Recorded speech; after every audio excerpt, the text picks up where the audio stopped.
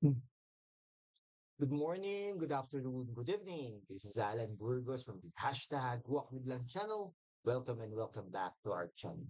Guys, if you are not yet subscribed to our channel, please do it so now so that you can be a part of this growing family. We are now officially 7,729 subscribers. Thank you so much, guys. God bless you all. Keep on sharing, keep on helping, and keep on commenting, subscribing. Thank you so much, guys. God bless you all. Again, sige, ang ano natin, pag-usapan natin ngayon ay ito medyo interesante ito. Medyo interesante ito dahil nga po ay malapit na po ang eleksyon ng 2025. Yeah, isang taon pa, no? Isang taon pa po, almost 1 year, no? Less than a year na lang, election na ng 2025. Pero kung alam nyo lang, no? Alam ko namang alam nyo, na ang filing of candidacy ng local at saka national candidates ay sa October 1 to October 8 of 2025. Okay, yan ha. Malapit na po yan, no? So, ay sorry, 2024.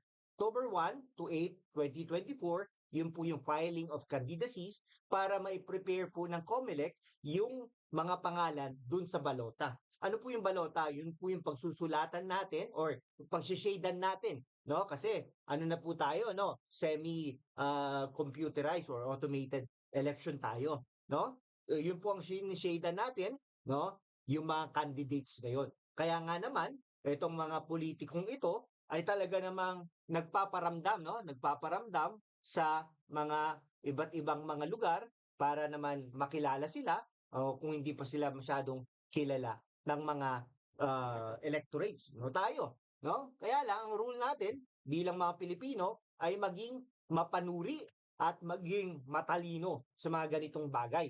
Hindi porket anak ng artista, iboboto nating mayor ng syudad, no?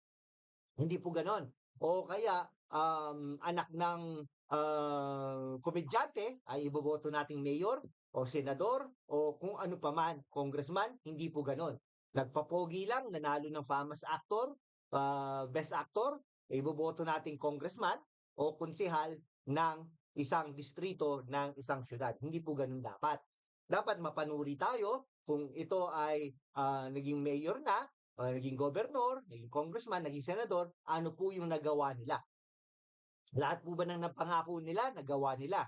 Naging ano po ba sila, mapangbadyag o nalalapitan po ba sila? Baka naman hindi po malapitan, no? ng mga tao. Diba? Ganun po 'yon, no? Ngayon, eto po may mga lumalabas na pong pangalan na mga tatakbo bilang senador ng administrate. Ang administrate po ay siyempre si PBBM, no? Pangulong Bongbong Marcos. Tingin ko sa eleksyon na ito ay maghihiwalay na ang PBBM at VP Sara, no? Sa mga kandidato nila, ha. Ayan. Kasi po, itong 2025 ito ay preparasyon ng 2028. Kung sino ang manalo sa manok ni VP at manok ni PBBM ay talaga namang sila din ang susuportahan sa 2028. Hopefully, no? Ganon. Alam niyo naman dito sa atin, maraming balimbing. Okay? Isa-isahin natin, no? Itong mga kandidato, ang mga posibleng mga manok ni Pangulong Bongbong Marcos. No? I-komento nyo lang dyan kung sino po ba ang mga manok nyo din. Yan, ha? Pero dapat mapanuri tayo, ha? Babanggitin natin ang mga background nila, no? In a little bit lang. Siyempre, nasa sa atin pa rin 'yon para naman humusga o di kaya naman ay manuri no dito sa mga taong politikong ito. Okay, unahin po natin si Manny Pacquiao. Okay, ito si Manny Pacquiao ay taga Sarangani General Santos. Yan, okay? Ito ay isang boksingero. Talaga namang from rags to riches, no? Naging construction worker, naging bagger, naging kargador, lahat nga naman ng mga odds job ay talaga namang nagampanan ni Manny Pacquiao. Ngunit nung naging boksingero ito at nagba-basketball din po ito kaliwete ito. Pero sumikat po siya bilang boksingero. Talaga namang talagang sinasangga niya ang kanyang mga muka no para sa kalaban at pag nananalo ay talaga naman nakakatanggap ng papremyo. Okay, sumikat siya sa world stage, naging marami siyang beses na nag-champion sa iba't ibang mga divisions. Okay? Tapos, ito ay tumakbo bilang mayor ng General Santos City, ngunit natalo. Taga Mindanao po yan, no? So, kung sino yung ano niyan, ka-slate niyan, baka mahatak niya sa Mindanao area. Okay? Si Manny Pacquiao ay talaga namang naging congressman din nung hindi siya nanalo doon sa General Santos City, sa Sarangani, ay tumakbo siya bilang congressman, nanalo po siya doon. Naging vice governor din po ang kanyang asawa ng isang term. Pero believe din ako dahil hindi niya tinuloy at tinulungan na lang niya si Manny Pacquiao. Yan po dapat ang asawa, no? Tinutulungan, nagtutulungan sila, no? Sa hirap at ginhawa. Hindi lang po ay pag sa hirap ay wala na, sa ginhawa nandun. Hindi po dapat ganoon. Dapat hirap at ginhawa. No, yan. Si Manny Pacquiao. Yan, born again yan. Born again. Na dati, naging katoliko yan. Katoliko, sumasamba pa yan sa Nazareno. Okay, may rosaryo pa yan. Nagdadasal pa yan, nagkrupus pa yan bago ang kanyang laban. Ganun po talaga ang faith, no? Naging born again, naging pastor na yata yan si Manny Pacquiao. Okay, kaya lang, ito, ang komento lang po natin dito ay talagang, ito, bakit magiging manok ni PBBM? Siya nga po ang kumalaban kay PBBM nung nakaraang eleksyon. Tumakbo po bilang presidente ng Pilipinas, ngunit obviously, naging pangatlo pa po si Leni Robredo ang pangalawa, pangatlo po siya, no? 'Di ba? Galing. Pero tambak na tambak kumbaga. Bakit po siya tatakbo kung sabi nga niya magbayad ng tax, no, yung corrupt, marami po siyang accusations allegedly kay Pangulong Bongbong Marcos dahil nga po sikat, no. Sumasama na rin po ito kay Pangulong Bongbong Marcos para mag-distribute ng mga land titles, ng mga pera, kaperahan, bigas sa mga madlang Pilipino. Ngunit, 'di ba? Hindi po dahil ang tawag doon, nagbigay ng pera, ng bigas, ay boboto na natin. Hindi po dapat gano'n. Ang Senado po dapat mga abogado yan. O kaya naman, trained sa public service, no? Mga ganong bagay. Kasi mahirap po talaga yan. Okay? Di ba, nung naging senador siya, naging senador po ito, no? Tumakbo bilang senador, nanalo, siyempre. Di ba? Nanalo, ano po ba nagawa niya? Parang wala naman, no? Lagi pong absent yan kahit nung nasa kongreso. So, ayun po titingnan po natin kung nasa sa inyo po yon. Kung iboboto po ba natin ang isang Manny Pacquiao o versus doon sa mga abogado na deserving naman sa pagka-senador. Okay? Isipin po natin, challenge po sa atin to, ha? Manny Pacquiao, iboboto mo ba o hindi? Okay? Pangalawa, si Tito Soto. Yan.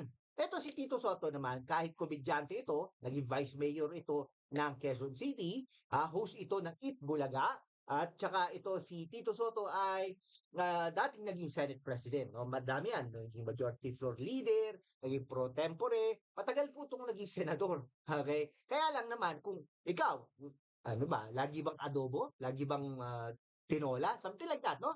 Pero, ito, okay naman, in comparison sa mga tatakbo na mga, ay, dito, kung Tito Soto na rin ako. Okay? Pero ito tandaan po natin, ito si Tito Soto, nagpapa-endorso kay Vico Soto, no?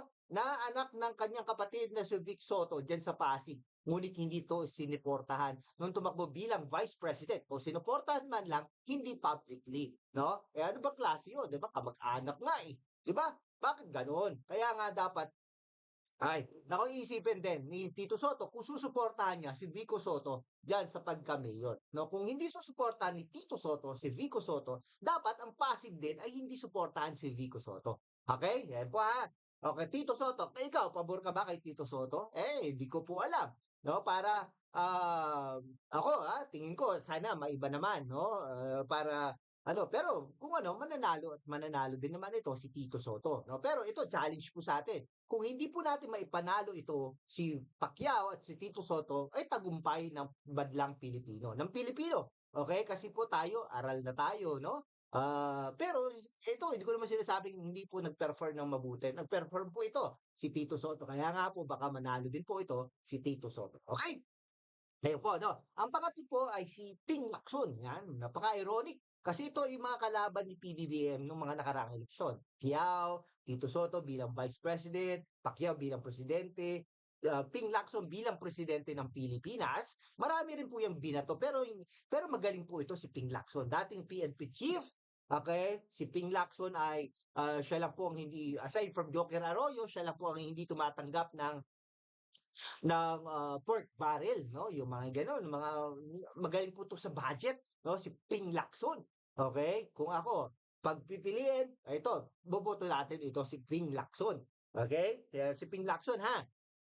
Pero hindi pa po sigurado, no? Siyempre, aaralin po natin yan ng matindi bago natin ito iboto. Okay? Mga to. To. Ha? Ping Lacson. Okay? Kayo, Ping Lacson. Gusto niyo po ba si Ping Lacson? Yan. Okay? Oh, ito po ang next, no? Lito Lapid, ha? Na Aru. Ay, di ba? Mga kapampangan diyan. Okay? Ang inyong dating gobernador ay tumatakbo muli bilang senador ng Pilipinas. Ngunit, no? Ito si Lito Lapid nung tumakbo bilang mayor ng Porac ay natalo po ito, no? Yan. Hindi ko nga po alam bakit natalo, kaliit-liit na bayan, natalo pa siya. So, ibig sabihin, hindi po siya sikat dyan sa Pampanga. Pero pag bilang senador, syempre mga Kapampangan, kabalin niya, ay talagang iboboto naman yan. Pero kung ako ang tatanungin, ano po ba nagawa ni Lito Lapid? Oh, ito nga po sinasabi natin, kahit admin, oposisyon, kung ano po ang nagawa. No? Pero ito po may isa po na nagawa na kapaki-pakinabang naman po sa atin. Ano po yun? Yung seatbelt law. Okay? Pero may mga advisors naman po yan. Pero anyhow, Lito Lapid. Kung ako ang tatanungin, hindi ko po ito iboboto, no? Yan, si Manny Pacquiao, Soto, ganun-ganun ako no? Parang half-half kung boboto natin. Ping Lacson boboto natin yan. Ito, si Kabalen, ay baka hindi po natin to iboboto. Kahit close po tayo sa Pampanga, di ba? Pero nako, baka naman pwedeng iba naman, di ba? Nako, kung hindi po natin may panalo to ay tagumpay ang Pilipino. Okay? Yan, ha? Yan. Pampanga. Lacson po yan sa taga Cavite po yan. Soto, Nueva Ecija, Cebu, Quezon City. Pacquiao, Sarangani, General Santos City, Mindanao. Yan yung po yung mga bailiwicks nila, no?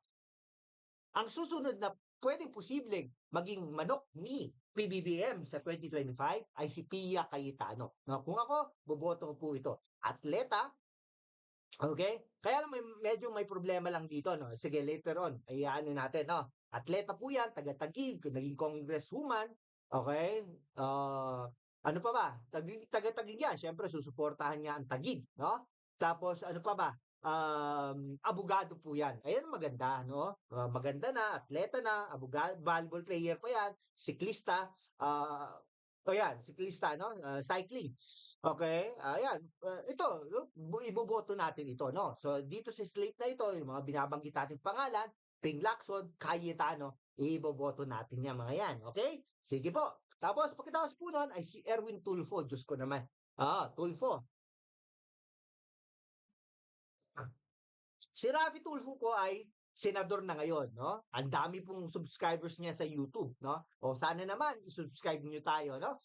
Hashtag walk with Lance. Sige, anyhow, seryoso po tayo, no? Si Erwin Tulfo, kapatid, di ba? So pag pumasok yan, nanalo yan, o posibleng manalo yan, ay dalawa na ang Tulfo. Nako, ano, magpro-programa ba sila diyan? Okay? Ito, maraming mga pinamimigay si Tulfo. Bakit? Ang laki po na kinikita niya sa YouTube. Promise, no? Sa ganong tsaka syempre yung programa niya ay talaga namang pinapahiya or matapang no? Pero anyhow, ganun po talaga ang content niya, no? Naka-discover sila ng content na ganun. Okay? Si Erwin Tulfo, no, masarap kinakain niya, no, mga gulay-gulay, no, mga idol. Yan, si Erwin Tulfo. Erwin Tulfo, okay, pwedeng posibleng senador, pero kung akong tatanungin, ay hindi po natin ito iboboto. Okay? Yan, si Erwin Tulfo. So, dalawa pa lang iboboto natin sa mga pangalan ng mga nabanggit ko, no? Si Ping Lacson at si Pia Cayetano. Okay. Susunod po diyan ay si Bong Revilla ng Cavite. Erwin Tulfo, hindi ko alam sa lugar ito, si Erwin Tulfo. Pero kung pagbabase tayo sa pamangkin niyang congressman, ay talagang taga Quezon City po yan. Bong Revilla, taga Cavite po yan. Okay, artista, no? Marami, ilang beses na naging senador. Hindi po yan na-convict, ha? Hindi po katulad ni Senator Jinggoy Estrada, no? Doon sa parang indirect bribery. Pero ito si Bong Revilla ay na-acquit po yan sa PDAF scam, no? Ni Napoles. Okay, so wala po, malinis po ito, ha, malinis po, 'no? Kaya lang injury po yan recently. Naging gobernador po ito ng Cavite, si Bong Revilla, 'no? Pero siyempre, ako katulad ng sinabi ko, hindi ko rin po iboboto ito, 'no? Kung ako ang tatanungin, ha, pero kayo depende po sa inyo, okay? Talaga nagkagalit pa nga sila ni Subiri, 'no? Kasi pinapatay ni Subiri dahil nga sa injury, siya ayaw niya. Dahil injury, naiintindihan naman natin siya, 'no? Sabi niya nga, Subiri, nagkakabastusan na tayo pare. Yan, 'di ba? Taga Cavite po 'to. Siya, sana bago naman, yung mga bago at saka mga abogado, something like that. Okay. Ang next natin ay si Abby Binay. Ang kanyang kapatid na si Nancy Binay tatakbo bilang mayor at graduating na po siya, last term na po siya sa Senado. Okay? So Abby Binay, no? So posibleng manalo ito, no? Si Abby Binay. Naging congresswoman din po 'yan, no? Pero ako, hindi ko po alam kung abogada 'yan, no? Pero kung ano, pwede din naman nating iboto ito Abby Binay, no? Kasi nag-iisang Binay lang naman, 'di ba? Puwede din naman 'no, at saka articulate din naman ito si Abby Binay. Ito po magiging problema dito sa ticket na ito. Si Abby Binay, nawala po ang mga ano 'no, ibang parte ng Makati City diyan sa Makati at napunta po ito sa Taguig 'no, napabayaan po nila 'no. 'Yun lang po talaga, napabayaan nila, hindi po sila ano 'no, so natalo po sila, nag-final ruling na ang Supreme Court na ang parte ng mga embu-embu na 'yan ay napunta na 'yan diyan sa Taguig City, okay? Ngayon, sino po ang taga Taguig City dito sa slate na ito? Kung ano 'to, mabubuo 'tong slate na ito ay si Pia Cayetano, 'no? Okay? So, 'di ba, galit na galit nga si Abby Binay, ano, sa mga Cayetano at saka sa Taguig. Susuportahan niya kaya, 'no? Ano 'to, 'di ba? Ano 'yun, show-show lang, iyak-iyak pa, 'di ba? O, 'di ba? Kaya po, 'yun ang po sinasabi natin. Politika po ito, 'no? Politika, 'no? So, puwedeng hindi suportahan privately si Binay, si Cayetano, si Binay, okay? 'Yan. So, puwede na rin nating iboto ito, 'no? So, ang boboto natin diyan, Ping Lacson, Cayetano, Abby Binay, 'no? Romualdez, Yeda Romualdez, no? Asawa ng Speaker of the House, okay? So, okay naman, 'no? Beauty queen ito, 'no? Taga ano, Tingog, party list representative ito ng Tingog. Tingog, no? Tingog. Ano ba yung tingog? Yung mga Cebuano diyan, mga Bisaya, paki-comment nga po diyan kung ano ang tingog, no, sa Bisaya. Ano ba ang Tagalog niyan? Okay, Filipino, 'yan. Puwede rin po nating iboto ito, si Yeda Romualdez. Okay? Ayan, boboto na natin diyan si Lacson, si Cayetano, Abby Binay, Romualdez, apat na, no? Susunod po diyan ang ating DND, no? DND secretary, no? Top notcher po 'yan ng BAR. Tumakbo bilang presidente ng Pilipinas, ngunit natalo. No, tumakbo bilang senador ng Pilipinas recently, ngunit natalo. No, kung hopefully, manalo siya bilang senador ng Pilipinas this 2025, si Gibo Teodoro. Okay, Gibo Teodoro, ha. Okay, iboboto po natin 'yan. Okay, so sino na po mga iboboto natin? Ping Lacson, Cayetano, Abby Binay, Romualdez, Gibo Teodoro. 5, okay? Lima tayo, ha. Susunod po diyan ay si Benhur Abalos, okay? Ito loyal na loyal. Kung talagang loyalty lang naman ang pag-uusapan, loyal na loyal ito sa Pangulong Marcos. Naging MMDA chairperson, naging mayor ng Mandaluyong City. Huwag po tayo magkakamali diyan. Mandaluyong City. At ito po ay, si Benhur Abalos ay naging ano rin po yan, no? Ayan,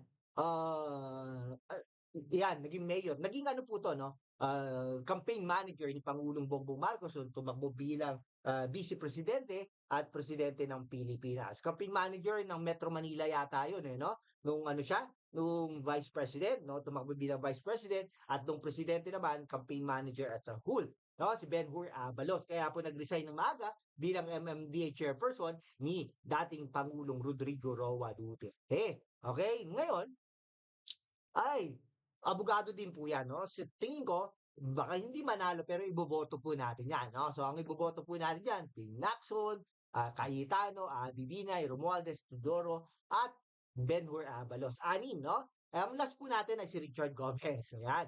Alam nyo, naglalakad po tayo dyan sa BGC dati, no? BGC, no? Kaya naglalakad po tayo diyan, no? Tapos bigla bang mong naririnig ko, no, sa aking parang likuran, no, may tumatakbo, no? Parang tumitili, umihiyaw na mga kababaihan, yan, talagang sabi niya.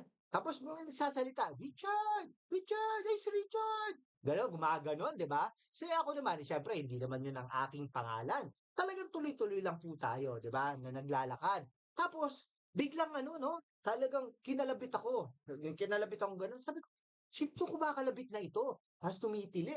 Tapos, nung lumingon akong gano'n, ay, sabi gano'n, sorry po. Akala ko kayo po si Richard Gomez. Sabi gano'n. Ay, nako, sabi ko, ha? Sabi ko, bakit ba? Kasi nakita po namin kayo. Kamukha niyo po eh. Pero tapos sabi ng isa, ay, parang kawig na kawig, pero mas gwapo po pala. Yun oh, sabi ko, ay, pasensya na po ha. Sige po. Kasi talaga naman pong napagkakamalan tayo na Richard Gomez. Sige, anyhow, ganun po talaga yun, no? Pero ako, kung ako tatanungin natin, hindi po natin iboboto 'to, si Richard Gomez kahit na congressman po 'yan, naging mayor po 'yan. Okay, so, ano po tayo 'no, pero siyempre kung manalo 'yan susuportahan din naman natin 'no. Pero so, ito po, 6 lang po ang napili natin dito sa mga pangalan na ito, okay? Lacson, Cayetano, Binay, Romualdez at, Gibo Chodoro at si Ben-Hur Abalos ng Mandaluyong City. Yan, si Richard Gomez ay taga Leyte. No? Pero pwede naman nating suportahan later on. Tignan natin kung kukulangin pa tayo sa 12. No? Usually naman, binoboto natin 12. Okay, 12 yan. Hindi po tayo nagblablangko. Okay, anin po ulitin po natin. Lacson, Cayetano, Bibinay, Romualdez, Gibo Chodoro at Benhur Abalos. Kayo po ba? Kung kayo ang tatanungin, sino po ba ang mga iboboto nyo? Dito po sa manok ni PBBM sa 2025. Sige po, hanggang dito na lang po mga kaibigan ko. Maraming salamat po sa inyo. Keep on supporting our channel. Thank you so much guys. God bless you all.